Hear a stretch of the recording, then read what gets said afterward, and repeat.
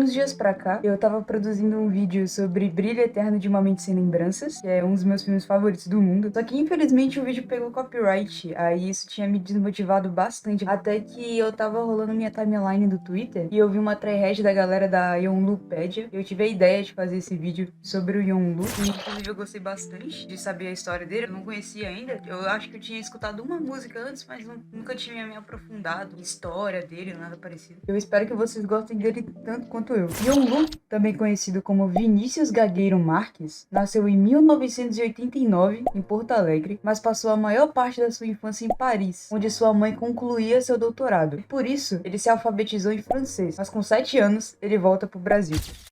Não se sabe exatamente quando o Yonlu começou a frequentar a internet, mas tem relatos de que ele era ativo no fórum Green Plastic em 1999 e em um fórum de jogos em 2001, porém nada disso foi encontrado. A atividade mais antiga localizada era de 2022, em uma conta de um fórum brasileiro sobre avaliações de produtos. E nele, ele já aparece usando o nome Yonlu, que o significado nunca foi explicado. Ele mentia a data de nascimento para se passar como um maior de idade, talvez por achar que se as pessoas soubessem que ele era muito novo, não o levariam tão a sério assim. Mas o que mais chama a atenção é o quão boa é a escrita dele para um garoto de 12 anos. E ele usa várias palavras complicadas e suas escritas eram ótimas para quem era tão novo assim. Já em junho de 2003, é criado seu primeiro blog chamado Caminante. E aqui a gente consegue ver que ele era um garoto que gostava muito de fotografia e tinha muitos amigos virtuais. Mas a sensibilidade artística dele não para por aí. Ele produziu desenhos, lomografias e até mesmo uns curtas de stop motion, que dá até uma tristeza ninguém ter salvado. Ele fez 3 filmes stop motion. Um era baseado no filme de terror O Chamado e o outro tinha um maravilhoso nome de Grampeador Sexo. O talento dele na fotografia fez com que ele participasse do evento Eu Te Lomo, mas infelizmente não tem muitas informações sobre a participação dele. Mas a descrição de uma conta de um fórum de fotografias de 2003 nos traz um triste alarme. Aquele que nasceu pobre e feio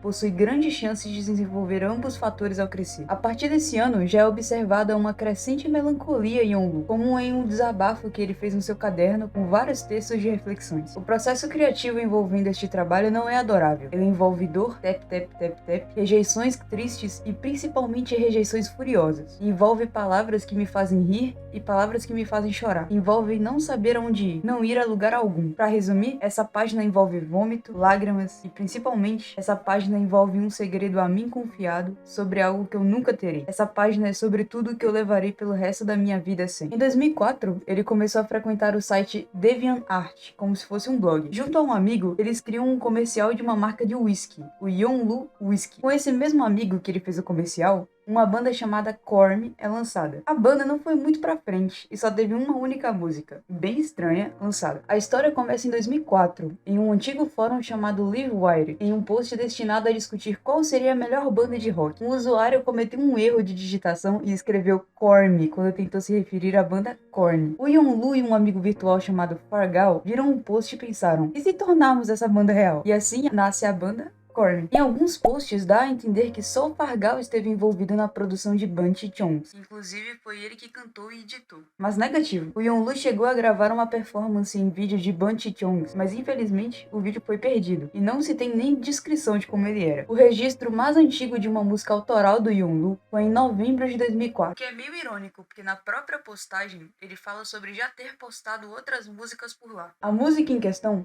é a Desk Jet, uma música feita apenas com som de impressoras. Até que um DJ escocês chamado Sable Pulse achou interessante e fez um remix de Desk Jet, que foi a versão licenciada pelas gravadoras e que circula na internet até hoje, que é inclusive a música citada no filme do Yonlu. Em dezembro de 2004, ele sai do DeviantArt e vai pro Blogspot, que oferecia um espaço mais apropriado para ele. A mudança pro Blogspot combina com o crescimento do processo artístico de Yonlu. Um exemplo disso é sua música Prison, que ficou perdida por mais de uma década, aparecendo só em setembro de 2022. Ele também fazia alguns projetos junto com seus amigos. Ele e uma usuária chamada Katie escrevem várias letras meio melancólicas na intenção de fazer um álbum futuro. O projeto não foi muito pra frente, mas uma das letras rendeu a música Fred, e depois de 10 dias, ele gravou uma das músicas mais sensíveis e uma das minhas favoritas, Katie Don't Be Depressed. Mas é em 2005 que Yeonlu começa a falar de forma aberta e clara sobre sua tristeza. Em seu blog, ele costumava escrever auto-entrevistas em forma de notícias para falar sobre seus sentimentos e produção artística. Infelizmente, pouco desses textos ficaram salvos na internet.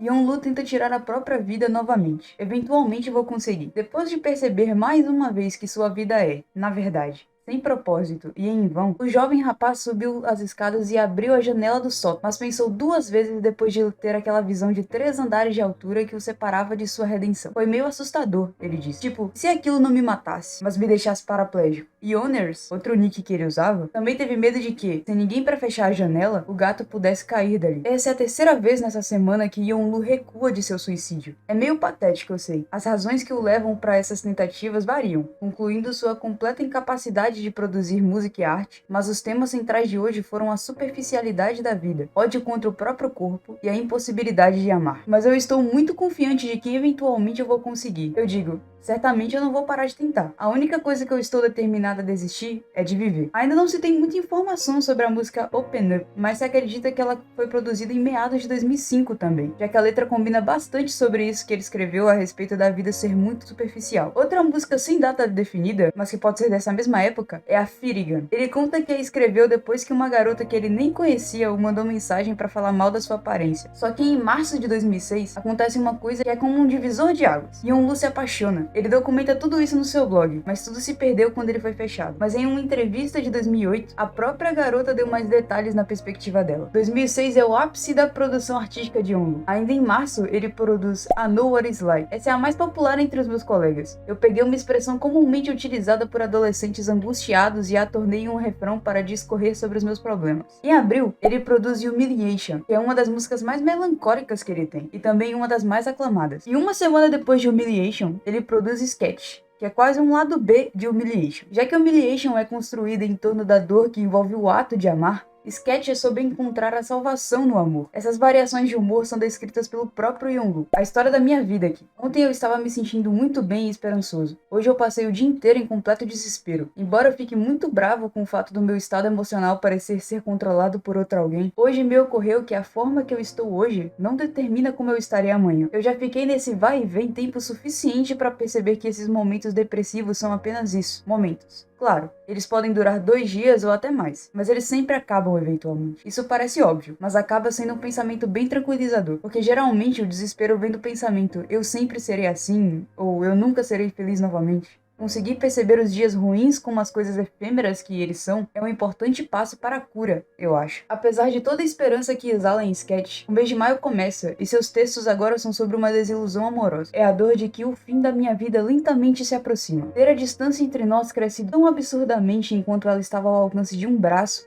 ter conquistado a confiança dela apenas para desperdiçá-la momentos depois. Ela era como um eixo que provia algum sentido na minha vida, até então sem sentido. Antes, era tudo um caos e morte. Humilhação e a dor de falhar em tentar ser qualquer coisa. Isso tudo valeu a pena, porque eventualmente eu a encontrei. Tê-la conhecido fez tudo ficar melhor em retrospectiva. Tê-la perdido me trouxe o final que eu tanto precisava. Ao redor dela estão todos os lugares que eu sempre quis estar. E eu vi que nada existe fora do seu alcance. Nada que vale a pena ser vivido, ao menos. Eu tive o prazer de ser colocado para dormir por nada além do puro desejo de saber o que aconteceria depois. Antes dela, eu ia dormir na esperança de um dia nascer. A espera valeu a pena. Ela me deu a luz. Foi a morte antes da vida, mas por não saber como virar as páginas adequadamente, o que eu fiz foi rasgar todas, incluindo aquela em que o autor explicava todo o propósito do livro. Era ela o propósito. Com ela, eu tinha um lugar para pertencer. Ela deu à minha vida um fim e um final. Talvez ela apenas fale comigo porque se diverte em ver um cara tentando entretê-la tão desesperadamente. Também existe um prazer lisonjeiro em presenciar alguém que se apoia na sua existência para sobreviver. Ela provavelmente se sente amada quando fala comigo. Convenhamos, conseguir a admiração de um idiota como eu não é nada comparado a ser admirado por um cara realmente legal. Mas eu ainda acho que isso afeta a autoestima dela ao assistir um show de horrores. Francamente, eu não sou tão diferente do meu gato, que espalha hormônios em todos os cantos da casa, exceto que ele faz isso com mais elegância. Minhas demonstrações de afeto a ela são similares às do meu gato em atitude, inconveniente e cheiro. O cinismo não é mais estranho pra mim. É a única droga forte o bastante pra fazer a lenta perda do meu amor parecer suportável. É nesse mês que ele finaliza mais uma música, dessa vez usando o username de Tiger. A história que ele conta história é que um amigo criou uma letra de uma música não sei se em inglês e ele transformou ela em música. O próprio amigo apareceu na comunidade da Iolupédia no Facebook. Essa letra eu escrevi em um dia que o Pipoca tava tirando sarro que eu não sabia absolutamente nada de inglês. E ele era gênio nisso também. Daí ele prometeu fazer uma melodia em cima e que essa música teria mais de 5 minutos. Tanto é que ele fala uma parte que tá enchendo linguiça. Ele realmente demorou uns 40 dias para produzir. E até hoje eu escuto e acho que ele tenha colocado inúmeras mensagens subliminares nela. E ele colocou: espero que tu tenha gostado em saber disso. Foi com esse mesmo amigo que ele escreveu Olhe por Nós, que é um samba em protesto ao atual prefeito de Porto Alegre da época. Sim, Olhe por Nós escrevemos num dia tipo esses. Nessa época, sentávamos um do lado do outro e passávamos alguns recreios batucando nas mesas, até que começamos a cantarolar Olhe por Nós. É uma homenagem a um ex-prefeito de Poa. O Vinícius tinha uma preocupação social e com o outro muito grande. Mas até hoje lembro que a parte de pegar foguetes e bandeiras demoramos um tempo pra rimar, e eu não queria que ficasse, mas ele acabou deixando. Obrigado, gente, pelo carinho, mas minhas contribuições são essas. Esse mesmo rapaz falou um pouco sobre alguns relatos do Yonlu na escola. Fui colega dele no segundo e no terceiro ano. Tenho muitas lembranças boas dele. No aniversário dele, ele levava aqueles chapeuzinhos de cone e todos nós usávamos, até os professores, e cantávamos parabéns. E ninguém tinha vergonha ou pensava estar pagando mico. Ele era muito agregador. Quando a aula tava monótona, ele colocava o celular dele pra tocar o hino do Rio Grande do Sul e todo mundo sabia que era ele, inclusive os professores. E ele custava desligar, fingia que não era com ele e o celular ficava lá tocando o hino. Era muito engraçado. Nani nem sempre, mas teve uma música que lembro dele nos mostrando em aula, inclusive poucos dias antes dele nos deixar. Eu não sei o nome de cabeça, mas é uma que ele fala precipita. Quando a turma ouviu, achou engraçado, porque a nossa professora de química falava 1000 vezes por aula precipita, bem igual ele pôs na música. A partir daqui, as coisas vão ficar um pouco mais delicadas de lidar. Então, se você é sensível com temas de suicídio, eu recomendo você assistir com cuidado ou parar por aqui. Poucos dias depois de publicar Tiger, Yonlu aparece pela primeira vez em um fórum suicida. Pede algumas orientações para o ato, mas avisa que ainda vai conversar com seu terapeuta e que ele poderia fazê-lo repensar. Algumas horas depois, ele retorna para o mesmo fórum e avisa que, de fato, conversar com seu terapeuta o ajudou e que ele vai esquecer isso por hora. Os elogios que ele recebia por suas músicas também o faziam repensar. Mesmo frequentando o fórum, Yonlu demorava a saber que aquela era uma atitude muito extrema e que às vezes até uma conversa pode te fazer melhorar. Isso é um trecho de um texto que ele escreveu tentando acalmar uma usuária do fórum que passava por uma situação difícil. Stephanie, por favor, pense bem a respeito disso. Mesmo se os problemas que ativam essa indução suicida permanecem te incomodando, espere um tempo. Você vai se impressionar com o quanto o seu humor pode oscilar com o tempo. Também não te faria mal conversar com alguém sobre o que te incomoda. Se você não se sente confortável em conversar com estranhos na internet, eu fortemente recomendo ver um psicoanalista. O meu já salvou a minha vida algumas vezes. 27/5/2006. Yonlu posta Suicide Song no fórum. Algumas pessoas deixam cartas de suicídio. Eu vou deixar uma canção. Fiz ela outro dia. Levou 20 minutos para escrever e gravar. Então a qualidade do áudio está longe do profissional. Mas o que importa é que ela foi gravada bem no auge de um momento de crise. Então eu estava realmente sentindo o que eu estava cantando. No dia seguinte, ele volta para aquele fórum para explicar um dos versos. Ser invaginado significa voltar-se para dentro. Reinvaginar é passar por esse processo uma segunda vez. Esse verso é uma referência ao processo psicológico de se separar de seus pais. Falhar nesse processo acarreta resultados catastróficos. Eles parecem estar me afetando. Vai no sentido de, eu não tenho a chance de ser algo em vida. Talvez eu poderia buscar conforto retomando ao útero da minha mãe, sabe? É tipo aceitar o triste fato de que nunca vai ser uma pessoa completa, de sempre não ser nada além de um órgão extra de meus pais. 4/6/2006. Yonlu posta Luana, canção que foi distribuída como Mecânica Celeste Aplicada. A música foi feita para a garota que ele gostava, numa tentativa de melhorar a imagem que ela tinha dele. Após umas semanas longe do fórum, o Yonlu decide voltar para ele, decidindo a prosseguir com tudo. As matérias sobre o caso dão a entender que ele se preparou por meses, mas o que se vê na prática é que tudo foi preparado 20 dias antes de acontecer. Outra coisa que acabou sendo noticiada de forma falsa é que um bombeiro aposentado tinha incentivado ele, mas aconteceu o contrário. Ele estava tentando fazer com que ele pensasse sobre isso e ainda ficou bem chateado quando descobriu que ele realmente tinha prosseguido. Em paralelo a tudo isso, ele continuava escrevendo textos no seu blog. Aviso novamente que se você é sensível a esse tipo de coisa, considere ver com cuidado.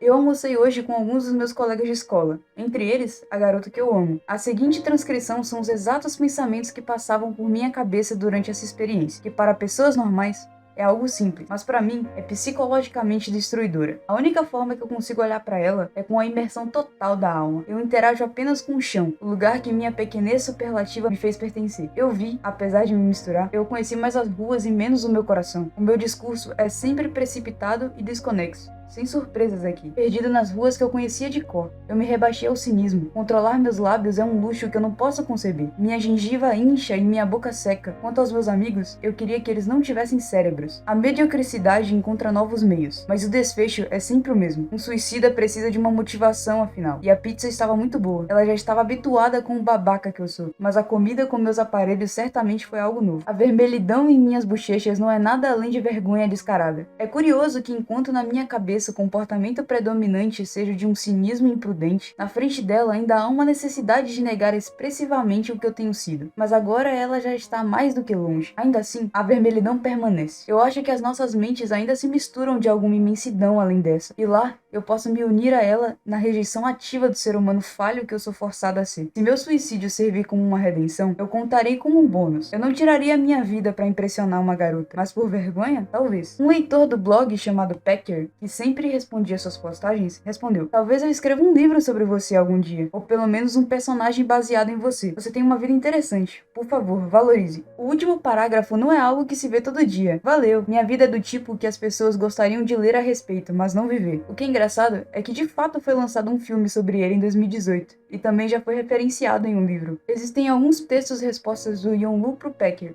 que ele fala sobre suas angústias e motivações. Minha condição é bem simples. Eu não consigo falar com as pessoas. Quer dizer, eu consigo, mas não sem corromper minha identidade e me tornar alguém que eu odeio. Eu entro em colapso em qualquer interação social. Esqueço como falar corretamente. Executar ações simples como abrir a minha boca requer uma grande concentração. E quando eu consigo me forçar a falar, o que sai da minha boca é um discurso desconexo que nunca é o que eu gostaria de dizer. Eu tentei o máximo que pude entender por que e como essa transformação ocorre, mas eu falhei em conseguir uma explicação. O psicanalista nem ao mesmo entendeu minha descrição do problema. Estou assim há bastante tempo. Esse ano alguns colegas novos se juntaram à nossa turma na escola. Eu nunca acreditei no amor, muito menos à primeira vista, mas foi o que me ocorreu no primeiro dia de aula em março. Realmente, a pior coisa que poderia acontecer a alguém com a minha condição é se apaixonar por uma garota. Para resumir a história, contra todas as chances, eu consegui construir uma amizade sólida com ela. E, em retrospecto, eu vejo que tínhamos grandes chances de engatar em um relacionamento amoroso. Tínhamos muito em comum, mas conforme o tempo ia passando, eu me tornei cada vez mais fraco em relação à minha condição. A minha interação social com ela se tornou progressivamente mais pobre, e como resultado, eu a espantei. Você poderia pensar que isso foi insuportavelmente doloroso, mas o que aconteceu foi que eu me tornei emocionalmente apático. Tipo quando você espreme sua espinha. Você não sente dor, você simplesmente para de sentir seu corpo inteiro. Hoje em dia, devo admitir que raramente penso na garota. Sobre sua última pergunta, minhas razões para seguir com o ato são perder meu melhor amigo para meus próprios demônios, ficar apático com tudo ao meu redor, e não estar interessado para o que houver além da minha improvável cura. 6 de julho, Yonlu posta sua última música, Waterfall. Eu chamei de Waterfall porque a sequência de acordes me lembram aquelas trilhas sonoras de documentários da natureza. Há um toque de O Rei Leão também em meus vocais. Eu escrevi e gravei em torno de 5 horas. No dia 26 de julho, o ato acontece. Yonlu posta uma mensagem de despedida em seu blog e em alguns dos fóruns que participava. Eu gostaria de agradecer a todo mundo que leu e comentou nesse blog durante sua existência. Adeus. Nesse mesmo post, ele anexou várias fotos suas criança,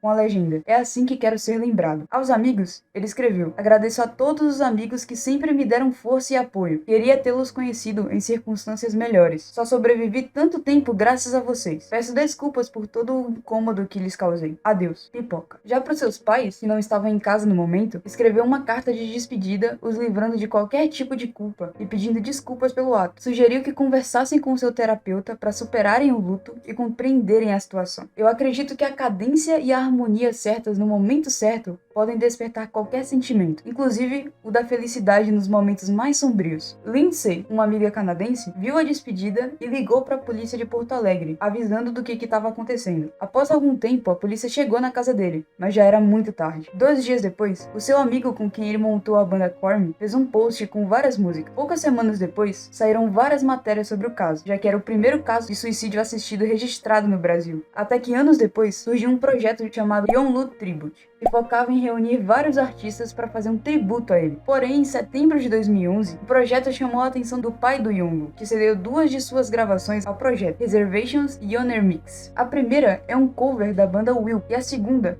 um remix de vários artistas. O projeto estava indo bem, mas por algum motivo, nunca mais se teve notícias dele. O site permaneceu no ar por algum tempo, até ser fechado e todas as suas contas em todas as redes sociais foram abandonadas. Porém, em 2008, contando com 23 faixas, foi lançado pela Allegro Discos o primeiro álbum do Yondu. Este álbum abraça bastante o lado experimental dele, e no ano seguinte é lançado um álbum internacional que contou com 14 faixas ao total. Já esse eram músicas mais comerciais. E por último, em 2024, foi lançado o terceiro álbum, também pela Allegro Discos, com 14 faixas, e lançamento nacional de algumas faixas que não poderiam ser lançadas internacionalmente. É normal que as pessoas fiquem tristes com esse caso, mas a essa altura, já podemos concordar que o Yondu conseguiu ser reconhecido artisticamente pela forma que ele gostaria. Bom, esse foi o fim do vídeo. Espero que vocês tenham gostado dele tanto quanto eu gostei. Não se esqueçam de passar na página do Twitter da galera da Yonlupédia. Tudo que tá aqui foi tirado de lá. Até a próxima.